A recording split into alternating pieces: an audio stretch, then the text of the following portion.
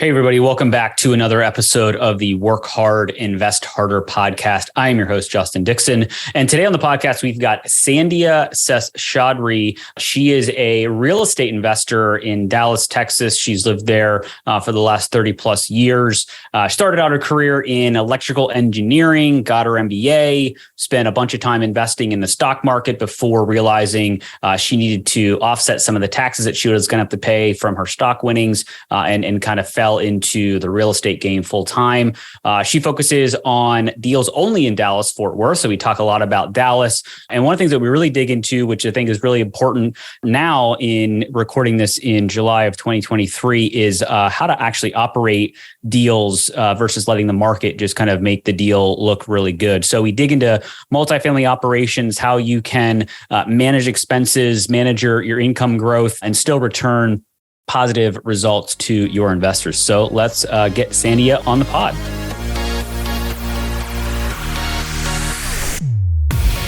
Do you love your job, but want other investment options than your company's 401k and trying to pick stocks? If so, you've come to the right place. In this podcast, you will get actionable information for your passive real estate investment journey. Welcome back to another episode of Work Hard, Invest Harder podcast. Here's your host, Justin Dixon. All right, Sandhya, thank you for being on the pod. Really happy to have you here. Thank you so much for the opportunity, Justin. Very excited to be here and look forward to adding value to your listeners. Awesome. Well, let's kind of start that process. Maybe give everybody a bit of an introduction into kind of who you are, and then we'll kind of dig into your journey and all that. So I currently live in the Dallas area where I've lived for the last 33 years. I do full-time apartment syndications. We buy large apartments and we try to do value add and sell them in anywhere from 3 to 5 years and, increasing investors' wealth as a way to diversify from the stock market. But I also invest passively. So I'm also an investor in other people's deals because I believe in this business.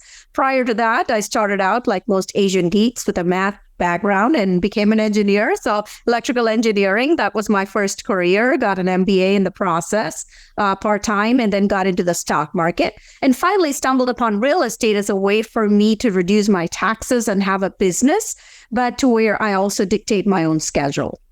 Got it. Well, that sounds like you've had a couple of careers over the last number of years. So maybe let's start out, talk about kind of your W-2 world and how you even got exposed to the real estate game. So engineering W-2, I think all of us buy a primary home. We hear about friends doing fix and flip, single family rentals, etc. And I kind of peeked over the shoulder of several of my friends doing that. And I felt like I just did not have that handy person background. And I didn't want to get that call on Thanksgiving Day with a leaky toilet. Or for me to be able to assess how much truly a repair would cost. Just didn't grow up with a handy dad kind of background. So I was not confident of doing those kind of rental properties. So when a friend told me about large-scale syndications where you can pay a third-party property management, have your own on-site staff to do the maintenance, the leasing, etc. And I'm more of an asset manager, which is pretty much project management that I was doing in my engineering world anyway. Yeah. I attended a weekend seminar where they talked about syndications. You could buy these large apartments and afford third-party property management companies with on-site staff to run it for you. And so the asset management is what I do now full-time. And this is what I'm dedicated to. So all my deals are in the Dallas area within a 30-minute drive of my house. And interesting. Yeah, so I'm a control freak. I like to check on my properties whenever I can. So by the time I drive to the restaurant or I drive to the Dallas airport, I've already passed 2 or 3 properties along the way. And that's what I like to do is I focus a lot on the operations. So what happens after closing a deal, and you have to execute the business plan and return money to investors. Got it. Well, let's dig into a couple of those things here. So you mentioned that some of your friends or some of your other real estate exposure was kind of the fix and flip, and you were like, I don't want to kind of go down that rabbit hole, and saw these bigger deals as a more passive way for you to invest, but also, be involved in the deal and kind of more on the asset management side. So I guess let's talk a little about your first deal and how did you kind of get exposure to it? It sounds like you maybe have joined a group or went to a conference. Like, how did that first deal kind of come about, and what was your involvement in it? I guess let's start there. So my first deal was actually a passive deal, which I use the analogy of being a passenger in a plane and somebody else is your pilot and co-pilot. I met these folks through a mentoring program that I joined based in Dallas. And the nice thing was we had a Christmas party and they were coming to look at their property anyway. So I went along with them. I drove to that property with them. I got to see it. I knew that location already, being a location expert, being in the Dallas area. I saw the potential. I was like, okay, 5 to 10 years from today, I know this building is going to increase in value. I see the huge market potential of Dallas, et cetera, the job growth, population growth, et cetera. The other thing is I was no longer in my W-2 at that time. I was full-time into the stock market. So I had all this retirement money that was still in retirement, in a self-directed IRA. So that I was able to use to invest in this deal, which is a little less of a risk from my standpoint, because it's not money I'm counting on tomorrow for my cash flow and to pay for my immediate expenses. So I could take on the illiquid nature of real estate and wait a good 5 years if that's what was necessary for it to appreciate, rather than expecting me to get money back overnight. So that's how I got over the hump of my first passive deal. And it did extremely well because this was back in December 2018 that I made this investment. And, cap rates were great at that time. And they sold it in 2021, which was the best time to sell. So I more than doubled my money. So it was a picture perfect textbook case of a great investment on the passive side. But that's how I got to do a few deals with my retirement money, get to know sponsors, get to know what I liked about multifamily, what were the risks. And then I got in as a general partner with 2 other experienced partners who I met through the same program. And that first GP deal was 86 doors. And it's in a place called Cleburne in Texas. And we bought it in 2019 and we sold it in 2021 and did a fantastic return for investors. Again, half of it due to the cap rate compression, but the other half due to actually everything going well, just like we wrote it out in the business plan. Like a fairy tale. So we were able to more than triple investors' money. But it was my 2 other partners who were located out of state who were the real brains behind the operations. And I was sort of the newbie learning, doing the execution because they were out of state. COVID hit us in 2020. Yeah. They couldn't travel as much. So I learned a ton because I was the one who was showing up each time to the property to learn from the vendors, the contractors, and seeing all the rehabs happen, et cetera. So that was a fantastic learning experience for me. And I love the asset management aspect of it. Yeah, that's interesting. That's interesting. So you had very good timing in your first 2 deals, your first passive and your first kind of GP deal. A lot of people are trying to time the market, and you kind of stumbled in and hit it at kind of the exact right time to kind of participate in all of the kind of craziness that went on in 2021 for sure, when a lot of people who bought deals earlier sold and made a lot of money. So that's congratulations to you and your investors. That's awesome. I want to kind of pivot real quickly to, you said that you kind of had kind of quit or moved away from the engineering world and had been kind of full-time in the stock market. What does that mean? And, what were you kind of working on in the stock market? So I was also getting my MBA part-time while I was full-time as an engineer, and I moved on to more of a business role within my company, starting with an engineering role. So I know how to run a business, look at profit and loss statements, those kind of things, which lends itself well to studying the stock market, studying stocks. Obviously, I knew my tech sector very well, but my MBA friends, we formed groups and we formed investor clubs, and those investments started doing really well. And so later on, when I had children, kind of made sense to have a more flexible schedule. There was a time I was on a flight, I think, coming back from Taiwan, and my husband was supposed to leave the same day to go to Japan, and my flight was delayed. I was going to come only a day later, and we had an infant in the house. And so that was like one of the big aha moments that led to saying, okay, does this still make sense for us? What are we working this hard for? And why are we missing out on these things? And so I decided then that couple of hours a day playing the stock market was plenty, and the rest of the time I could raise my children full time. And then we were doing well because, again, the stock market was doing well. It cooperated at that time, and that's why I had to look for a tax advantage way with real estate. Got it. Okay. So you were doing well in kind of life and business, and then you're like, okay, well, now I got to pay all these taxes. So how do I legally kind of figure out ways to invest and not have to pay as many taxes. So I guess let's talk a little bit about kind of that first deal. How did you kind of add value? I know obviously COVID hit and that was kind of forced value add for you to kind of be involved in that deal. But, as somebody kind of like newer to the game, there were two other general partners, it sounds like. Were you, what kind of part of the general partnership landscape? Because there's a lot of ways to get involved in deals, whether it's finding the deal, asset managing, raising capital, et cetera. But like, where did you kind of fall in that spectrum to kind of get involved in the GP? So I had independently underwritten the deal. It was listed by Marcus and Millichap, and so had they. And I realized we're both in the same program. Yeah. And why are we competing against each other? Let me help you. And this is how I'm going to help you. Is I'm not going to ask you how much I'm going to get compensated. I'm going to instead see, what can I learn from you? Can I be in every weekly asset management call? Can I get involved in every little aspect of this deal from A to Z and learn? Because I really don't want to go on my own without any prior experience on my first deal when it involves other people's money. So boots on the ground, asset management, local person to be the brawn to execute a lot of these things while they're the brains deciding on the strategy and being part of the weekly calls and then participating. And then the other aspect that came into play is, as a PTA mom, I'm full of all these ideas to grow a community and build it.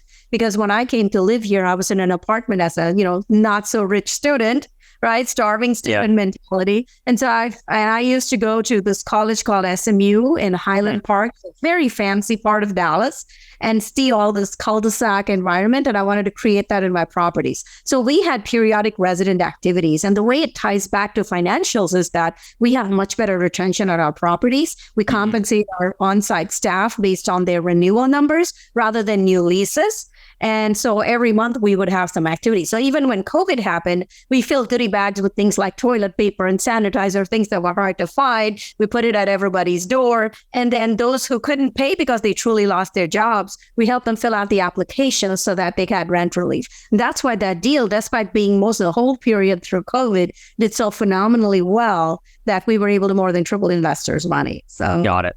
Interesting. No, that's super helpful. Mm-hmm. I want to dig into some other kind of operational things because I think that's, especially now, we're recording this July 5th, 2023, and the market is not as hot as it was back in 2021, 22. So I want to kind of dig into some of the operational things because I think that's really important now to kind of operate these deals. But before we do that, we're going to take a quick sponsor break, so we'll be right back. Whether you're in a job you love or hate, building a financial foundation is important. This foundation can support you by providing passive income, stability in an uncertain economy, or the launching pad for you to start your own business. Great Venture Capital helps busy professionals invest in commercial real estate to build passive income streams, grow wealth, and take advantage of tax benefits. If you'd like to learn more, check us out at greatventurecapital.com or send an email to justin@greatventurecapital.com. We are back on the Work Hard, Invest Harder podcast. And before the break, we were talking a little bit about kind of your first deal and how phenomenally well it did, given that you'd bought it in 2019, sold in 2021. The market was obviously on fire during that period. But now we're recording this in mid-2023, high interest rates, and really where you're going to get value out of properties is not by the market saving a deal by cap rate compression and pricing going through the roof. It's really on operations, right? So having a good property manager, having a good asset manager that knows how to manage a property manager, is vitally important to generate the returns at minimum, what you kind of outlined in your pro forma to your investors. So maybe talk through some of the things that you're doing in deals that you're in now that are helping to kind of achieve your results, to achieve your returns for investors. Because operations, it's, I call it the kind of the year of the asset manager. It's really focused on how you're actually managing and operating your properties. So what are your kind of thoughts and kind of tips and tricks that you're kind of doing with some of the deals you're in now? Asset management is really about risk management. So you want to see what are the risks that are going to come forward. So the Fed is not going to stop the increase in interest rates. So what if interest rates aren't coming down in the next 2 or 3 years? Can you survive till 2025 or beyond? So are you on a floating rate loan deal or are you on a fixed rate loan deal? What is the source of your cash? So what do you need? How is your DSCR? That's the first assessment I would do is your debt service coverage ratio. Is your net operating income enough to support your mortgage payment? And then do you have money to spend on deferred maintenance issues as well as your capital expenses? So anytime you take over a property, let's say you're taking over a property right now in this environment, the first thing you should do is you should look at the bosses. Your bosses are basically your lender, your city inspector, and your insurance company. They will give you a list of repairs to do. So make sure you have enough money for them before you go spending $300K on exterior paint and nice brand new signage and, $20K interior. So that's the number one. So make sure you have money left for all of those. Depending on the age of your property and the physical due diligence you've done, keep money extra for that. Each location has different risks depending on the weather. We get a lot of storms in Dallas, so definitely be prepared to put some money up front to fund those, repairs before you get paid back by insurance. In terms of your general KPIs, right? Collections is always your number one number, right? You make sure your on-site manager knows what that number is. So today we're speaking on the 5th of July. Well, we had a holiday, but otherwise, normally by the 5th, you should have paid your rent. So you should have a tracking of by the 5th, the 10th of every month, the 15th of every month. How much have I collected versus what is my number needs to be? The second is your operating expenses. And in places like Texas, especially, both insurance and property taxes are going up significantly that affect your operating expenses. So you've got to do a better job in other things to balance that out so that your NOI still stays where it needs to be and keeps growing. So are you spending money on the right marketing channels, as an example? Do you have an occupancy problem? Because if you don't, because some of my properties are in locations like Irving, we're always well into the 90s. So why am I spending $2,000 a month on various websites or programs to pay for it, when instead I'm going to put a couple $100 a month instead into resident activities, improve that retention number, see if I can convince a resident to stay if they've been a good paying resident. We look at that list. And just give them maybe, hey, let me give you a new refrigerator. Let me give you a new fan. And maybe you just take a weekend off and we'll come in and resurface the tub and fix a couple of things and you just stay. Then you focus on renewal and retention a little bit more so that you're not spending that $20K or $10K on an interior upgrade, plus losing those days when the unit is vacant and not collecting rent. You're still responsible for paying the utilities. It's what we call the box score. We track how many days a unit has been vacant. That's a very important measure when it comes to unit terms. So your collections are important, your operating expenses are important, and then your net operating income. Then you get into, of course, your occupancy and then your delinquency, right? You may be 100% physically occupied or 90 residents are paying, then that remaining 10% needs to get collected, right? Or maybe they're not paying the full rent, the market rent, because their lease is from 2 or 3 years ago and they've not caught up. So there's a lot still. So all the different factors that contribute to what we call economic vacancy, right? You want to go into that and see how you can minimize that number. There's another thing we like to track is your expense ratio. At the beginning, when you take over a property, it might be kind of high, but you want to get it down to between 40 to 50%, your operating expenses as a total, percentage. So those are all the different things that we track. Then, of course, your capital expenses and your deferred maintenance. Like I said, listen to your bosses, the city, the lender, and your insurance will give you a list of things you may have to do, whether you like it or not. You may still have to replace some old piece of equipment, plans for, so many ACs to get replaced every year, etc. So hopefully you did a thorough job of your physical due diligence and you have a budget that's separated into CapEx that's going to get me additional rent versus this deferred maintenance list. The other thing is when you want to spend money on CapEx, right? Whether that's an interior upgrade or an exterior, did your property management company who's running the property for you agree that you're going to get a $200 rent bump just because you put in a steel appliance, right? Is that realistic based on the median household income and the affordability there in that area? Yeah, you don't want to over renovate and put granite where nobody else has granite, and then you just spend a bunch of money where you're not going to get the benefit or the return on that investment. So you got to look at your ROI and your payback period.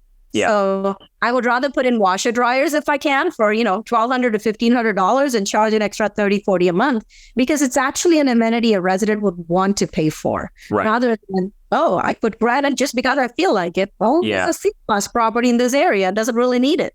They don't care. Yeah, no, it's interesting. And we kind of glossed over kind of what's happened since the 86 units. So maybe catch us up on, obviously it sounds like just based on that last kind of overview, you've got a lot of experience in this world. So where are you kind of present day as far as like deals that you've done, GP, LP, kind of catch us up on kind of that track record that you've had? I actually have 26 deals as a limited partner from my retirement account money that I never actually brought into as my real cash. So it's still sitting as retirement funds. I've got 8 deals as a general partner and 3 have sold. So I currently actively manage about 5 properties in the Dallas area. Got it. And you mentioned that you kind of focus solely on Dallas. I'm curious, kind of, obviously Dallas is a very hot and attractive market, very competitive market. I live in Austin, which is very similar in the competitiveness of it. But I guess why only Dallas? Why not expand out and look at other markets? Just curious.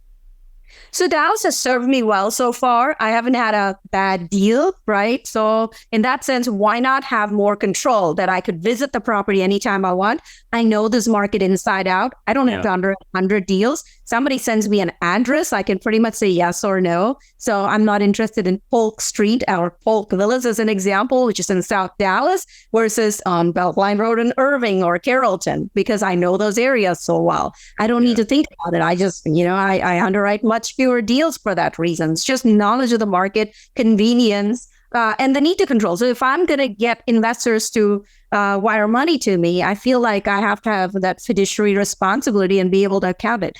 And if the property's far away and I have to hop on a plane or drive 5 hours to get to it, the number of times I'm going to check out the property is much less. And so since we focus a lot on value add deals, I think at the beginning especially, it's important to go frequently. Or let's say you change property management companies. One of the things I like to do is sit in the back office with my laptop and literally office from there those first few weeks just to help them out in terms of making quick decisions so that they're not waiting on approvals. They don't have all systems set up in place, etc. And things go much faster.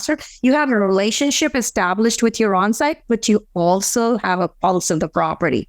So you really know what's going on. What kind of resident activities am I seeing here? Just what is this property all about? Can it sustain itself, or do I have to spend a lot of money to really improve the true problems? What are people complaining about, etc.? No, that's super interesting. Obviously, any kind of real estate book that you read typically tells people to invest where they live. That's typically on the single family side, because obviously there's a lot more single family in your kind of general vicinity. But doing it from a multifamily perspective makes a ton of sense. And to your point, the area because you've probably driven past all of the deals that you've looked at least once or twice. I'm kind of curious, you mentioned kind of the having people wire you money. So what aspects of the multifamily syndication world are you doing now? Are you hunting deals, analyzing deals, raising money? Are you doing all the deals by yourself? Or are you still, partnering up with a lot of other people from a true syndication style? I have at least 2 other partners on every deal, and some deals I have 3 or 4 partners, but we try to limit it to 5 total just because, of the different responsibilities involved. And I've played different roles depending on the strengths of my partners. But right now, I always have to underwrite the deals myself, even if a partner first underwrites it. I think we all have to raise capital now. Cost of capital has gone up. So it's not a role I could say, not going to raise any capital at all. We just all have to do that. And then the operations, I have to be on the asset management calls. That's important to me as a personal preference. So I can't stay away from that. But let's just say I have a partner, for example, who's loves to do all this taxes stuff, right? He's got an accounting background, etc. So he's going to be the one who's going to interface with the accountant to take care of all the K1s. We have another partner who's a PhD in electrical engineering and loves systems and things. So he's the one who's going to have all those conversations about the big systems, whether it's air conditioners, chillers, any other equipment that we have to deal with. He's the one having those contractor conversations. I typically tend to go in and do all the interiors. But budget-wise, I keep a pretty tight, control over the budget and make sure our spending is within reason. And why are we exceeding the budget, whether that's normal operating expenses or the CapEx or the deferred maintenance aspects of it. I mean, your lender could come and tell you to repair the parking lot and it could cost you $200K and you might not have for that. Yeah, and you didn't budget for that. Yeah. So I do all aspects of it, but more so depending on what are some other people's favorites. Yeah. I can go either way. Like the main person who's the interface with the lender. That's a whole job by itself. Keeping up with lender, especially if it involves lender draws, right? Yeah. This is a free loan. If you raise your own money, it's a lot easier. You can just say, okay, today this is my plan. Next week I'm going to change it, and that's okay. Versus some other lenders, that's a whole dedicated person to interface with the lender. I'm usually the one to show up on site whenever any inspection is involved, because I want to make sure the city manager and the city inspector is aware that I'm very much hands-on and involved. So lender inspection, city inspection, I try to be in person when the cost seg people come through. Yeah. Because I tell, hey, this is my target. My investors are kind of expecting this much. So let's go see creative here and see what we can depreciate. What other information can I get you? Got it. That's interesting. And I'm kind of curious, we're in a unique, not as hot of a market as we mentioned as 2021 was. Are you kind of still looking for deals? Are you kind of just more, let's batten down the hatches and operate the deals that maybe you bought recently that, I don't know if you buy on variable rate debt, but there are a lot of value add deals that's the model that you go with, right? You get a bridge loan for the first 2 to 3 years. It's got floating rate debt. So obviously if you bought it in 22, your interest rates went through the roof. And so now you've got to manage a higher, debt service, right? So maybe talk through kind of that evolution and some of the deals that you've done recently or purchased recently and kind of how they're trending and kind of what you're doing to kind of make sure that you're able to execute the plan that you kind of outlined to your investors. So we do have a couple of deals on variable rate loan. I'm just blessed that our financial advisors at that time told us to get 3-year rate caps. So they're not expiring anytime soon. The first one is like middle of 2024. So I still got a bit of a runway. So what we do periodically is every quarter, I send my financials to 2 different people. One of them is my lender broker who's constantly, having a pulse on the market and the interest rates and can tell me how much proceeds I can get. Because there's a certain magic number I need in proceeds to be able to refi. And then the other person is my listing broker. And I tell him, I need this kind of a price. And he's like, well, you're still off by $1 million. Go do this. Why is your water bill so high this month? Is there a leak? Go fix these things. I need you to. So both of them give me direction and strategies on a quarterly basis as to how I need to steer the ship. And then we communicate that again with our property management company so that we're in process to, list it for sale or refi by a certain date. My earliest date is March of next year. I have one deal for which I got to be ready by then. So I've got another 8 months of runway. But we've got a monthly plan as to where all the things need to go to accomplish that. And you have to be cash tight with these things. So that's why the ROI on every dollar that's spent has to be analyzed very closely. So whenever pest control comes in, we're like, okay, can you please let me know if there were any pets in that room, in that unit that they forgot to declare? So that's an easy time to check that. So we just tell the pest control guys to give us that information, or we go in and say, maintenance is going to change filters, and we go check for little things like that. Your reserved parking is always a less expensive way for you to spend CapEx as a general partner because it's just a stripe versus covered parking involves permits and structures, etc. So for example, we give reserved parking for free on your first month's lease. So maybe you like it and you want to keep it, and then you pay for the rest. So find ways to add value and things that residents don't mind paying for. Yeah, that's interesting. And I guess, are you still actively hunting deals right now? I know the first kind of quarter of the year, it felt like there was only a trickle of properties being listed, obviously with rates going through the roof and uncertainty kind of what was going on with the general macro economy. But now we're in somewhat of a, I guess, more steady state, if you will. Interest rates aren't going up as much. But I guess, are you actually still looking at deals? What do you think the kind of back half of 23 with your crystal ball? What do you think the back half of 23 is going to look like? I think there's going to be more and more deals and a little bit of distress. So the gap between what the seller expectations are versus what the buyer can afford in terms of loan proceeds, I think we're getting closer to bridge that gap. And so definitely still looking at deals. Brokers are still sending a lot more deals now in Q2 and Q3. We've seen a lot more deal flow than in the past. But again, I have a very tight little box of criteria. And so if a deal comes through that fits my criteria, I'm going to spend all night analyzing it so I can make an offer as soon as possible, right? Because I'm going to go after it. And I've got the track record that brokers know I can close a deal in this local market. I have 4 brokers literally living in my neighborhood. So I can walk to their houses kind of. I have the relationship and I have the bigger clout of the mentoring program. So it's not going to be a huge problem to get deals awarded. It's more of, can I deliver to my investors with enough cash flow that they have, sort of being spoiled as getting in the past? Yeah. And so when your leverage goes down and the cost of capital goes up, and your cash flow is usually a problem in that first year of operations. Yeah. Are you the deals that you're underwriting? You mentioned you've got kind of this box score to kind of make sure that if they check those boxes, then you go after it pretty hard. Are you seeing deals with lower returns that you're still interested in than maybe you would have passed on probably 2 years ago, right? Like, is that what you're starting to look at right now? Yeah, it's a little bit less in returns, and then you definitely have to poll your investors to see how much of an appetite they have for deals of that kind. And then, the old saying still goes, don't wait to buy real estate. Buy real estate and wait. Yep. We got to keep reminding them that this is illiquid and long term. So one of my investors said he's got a kid going to college in a couple of years. Will this deal sell? I'm like, I can't tell you that. I don't know what the market conditions will be. So if you can't let go of this money for 5 years as somewhat illiquid, don't invest. I'm still seeing deals. They are penciling for a few lower returns than, of course, the good old days of 2019, 2020, 2021, et cetera. So it all depends on the terms. So we were very fortunate in the last 2 deals to get like 70% leverage from Freddie Mac on fixed rate loans, but with a step down prepay. So you really want to watch for that. If your plan is to sell a deal in 4 years, but you've got this yield maintenance penalty on the back end, a lot of syndicators don't calculate that in their underwriting. But in year 4 or year 5, there's not going to be much IO left, interest only left. So somebody's unlikely to assume your loan.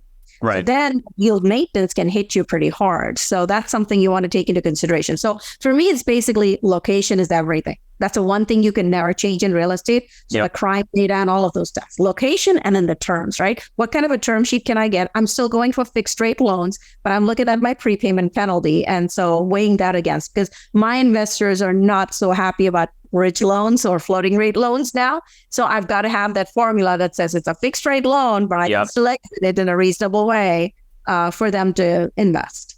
Yeah, I guess I'm curious to hold my investors and talk to them, ever so often. And the appetite for investing is getting better, I would say. But what are you kind of hearing from your investors, knowing that, you probably have had a lot of success, especially in your early deals. But I'm kind of curious if you're hearing a same sentiment of some people are kind of holding on to cash now because they're just a little bit uncertain and scared.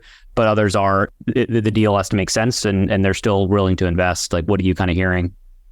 They wanted investment now because there haven't been as many. So they still need something for their taxes, et cetera. A lot of my investors, a good percentage of them, need that depreciation. So it's at 80% this year, but it's also the cost for increasing it back to 100% is what I'm hearing in the news. So hopefully those good old days will come back. But right now, investors need something. We're already in July. So if you're not under contract in the next couple of months, right, your closing by December may not happen. So there is definitely a little bit of that sense of urgency among investors, and the appetite has improved today compared to like 4 months ago. Yeah. You definitely probably have 3-4 months to get something kind of under contract or to kind of get it actually under contract and close it. So time is definitely ticking. And that's a good point. I've talked to a few people that kind of mentioned I need it for the depreciation so that they don't get whacked with taxes and everything. Correct. So it sounds like you're still a buyer in this market. Obviously the number doesn't make sense. Less deals out there, at least initially. It feels like there's definitely more coming or have been kind of coming to market recently. So which is good. You mentioned kind of this mentorship group, and I'm kind of curious if you think about, back when you were in the W-2 world, and a lot of my audience is kind of, actively working and they're looking for passive options. What are some ways that they can kind of, dip their toe in their water even deeper than just kind of listening to the podcast, but they can actually start to learn the knowledge and learn the vernacular and jargon? I joined a mentorship program. I think it's a massive value, but I wanted to jump in with both feet and be active and passive and everything. But what are your kind of initial kind of thoughts or guidance to somebody that's really kind of looking they have a job they love, but they want to get more kind of involved passively in the multifamily real estate world? I think education is always number one. So if you can look at any example webinar slides, do you really understand all of it? What parts are still unknown to you? Do you understand those terms? That's where I tell people to start. So if somebody's talking to me today and wants to get into the business, I send them an example of an old deal, because then there's no pressure to invest, but then they come back with all their questions. I know what their risk tolerances, but also do they really understand it? And then I tell them there's a lot of different networking groups, meetups, extra that are completely free, but have a timeline by when your education and your knowledge is going to get to a certain level to where in 3 months from today, can you explain this entire webinar back to me? Do you understand all the terms and the risks associated with it, right? Yeah. So if you don't keep a deadline, you will drift. And so a year from today, you'll still be in the same place that you are today. So I tell people, find that extra, 2 or 3 hours a week to go and learn something and document what that knowledge is. Otherwise, you'll just be learning, you'll be chasing the next shiny object without actually learning something. So once you do that and you attend a lot of meetups and podcasts, et cetera, on a regular basis, you're ready to make that investment. Really be sure about the risks and then have a checklist to vet a sponsorship team. It's just like, when you play blackjack or you play any other game, there's a set of rules. Don't compromise, don't get investor greed or don't get led by a shiny object. Look at the track record behind all that social media hype. Get a passive investor for a reference, just like when you hire a contractor for $50K, to remodel your kitchen. Okay, you better ask for a reference, right? Because it's a $50K investment. Who's your reference? Who told you that person is great besides their own social media hype, all right? So I have a checklist I developed with all my, 20-something passive investments, all the mistakes as well as the things to watch for. And make the jump. I mean, make sure it's money that you don't need for at least 5 years. If you understand that it's illiquid, but at some point you have to play it, right? If you want to fly a plane, I think it's better to be a passenger first, at least once. Right. So that's the way I look at it. And that's what I did.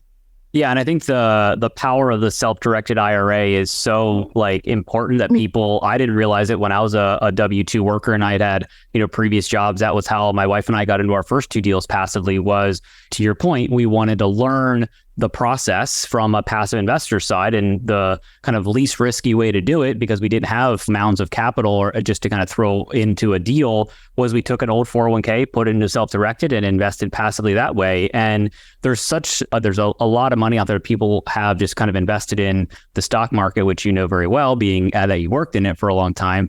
But it's the ability to kind of have that capital and invest it and use it into kind of a real estate game is definitely something that's super powerful that some people just don't realize they can do fairly easily, frankly. So I want to kind of transition to kind of the ending here. But I guess it sounds like at the end of the day, you're still looking at deals all in DFW. I guess, what's your typical target profile deal? What's the year, vintage, all that? Are you in the 70s or 80s, 90s? What does that look like for you? I've done older deals in the past, in the 70s, even 60s, but now I'm hoping to do just Class B, which is 80s. So do I not have any of the issues that happened on the properties before the standards were changed in 1978. So I still need a value add component to it. Otherwise, it's a pure yield play. Class A in particular, which is your newer properties, are quite expensive in Dallas, to where it's almost cheaper to do new construction. So I'm still, my sweet spot is still Class B, excellent location, but in more of a Class A type of area where the median household income is well into the 60K and higher, so that you have at least a minimum of a 3x factor, as I call it. So if your monthly rent is $1,500 times 12, you're at $18,000 times 3, you're at $54K. So you want to be more than that 60K for the median income, because you're planning to push those rents and add value. So you want to make sure you're not hitting some caps for the max that a renter can afford to pay there. Yeah, no, that's super important. And I'm assuming 100 plus units that you target? Yeah. Minimum 100 plus doors, unless it's a small property very close to one of my existing properties, then we would take smaller numbers. But that's the sort of the sweet spot to where your property management company can run it with full-time staff employed on site, and the economies of scale come into play. But then if I get into too many large numbers, then I'm competing with the big players. So it's sort of like that 100, 150 to 200 is sort of like my spot. Yeah, especially in Dallas and here in Austin. Once you hit 250, then you start to get some PE money and some private equity and institutional capital coming in that has a lot more dollars to throw around. And they also can command less returns because they put it into a fund and all that fun stuff. Yeah, exactly. So no, it makes a ton of sense. Well, Sandhya, let me kind of transition to the final 3-pack of questions that I ask every guest, and then we'll kind of wrap the show here. So I guess, what's one piece of advice that got you started or helped you along your real estate investing journey? Rich Dad Poor Dad, the book, basically tells you, which quadrant do you want to be in? ESBI. I want to be an investor. That's where my wealth came about. Even in my W-2 days, I made more money from my investments than my salary. So I have to be an investor and reduce my taxes. Yeah, well, the Rich Dad Poor Dad is definitely the book that changed or had the light bulb go off in my brain. So I totally agree with that. And that actually kind of may answer the next question. But I guess what's your favorite real estate or business book that you're into right now? Well, I actually like this book, Next Level Your Life, in which I'm one of the co-authors. And there's about 30, 40 of us each writing our story of how we came about into our entrepreneurship journey. Awesome. And so hopefully one of them is relatable. No, that's great. I had not read that book, but I'll definitely have to add it to my list to check out for sure. And last question here. If you hit your financial freedom number, meaning you can live an amazing life just off of the passive income from real estate, what would you do? I would probably go back to my passion projects that I'm still working on, one of which is financial literacy and math tutoring for kids. I've done that free for over a decade, and it's very exciting to see some of them who failed algebra in high school graduating from engineering college. Very thrilling. Awesome. No, that sounds like a very interesting and much needed kind of project. So I really, really appreciate you being on the podcast. How can people find you, reach out to you if they want to learn more about your story, if they want to check out your book? Like, what does that look like for you? So Next Level Your Life, the book can be ordered from Amazon. Engineered Capital is my company name. So engineered-capital.com is my website. LinkedIn and Facebook are the two platforms where I post the most. And of course, they can find me through you. Yeah, no, definitely found you on LinkedIn. I've been following your stuff for a while, so I'm glad. Really, really appreciate you being on the podcast. And yeah, we'll talk soon. I really appreciate it. Thank you. This has been an honor. Awesome. Thank you. I hope you got value out of this episode of the Work Hard, Invest Harder podcast, your one-stop shop for education on how you can continue to work hard in your career and have different options to invest even harder. If you took anything away from this episode, please leave a written review. I read every review as it helps me serve you better. If you're listening to this podcast, it means that you want to grow your passive real estate portfolio. The easiest way to do that is to join our investor club by heading to greatventurecapital.com/invest. The link is in the show notes. See you on the next episode.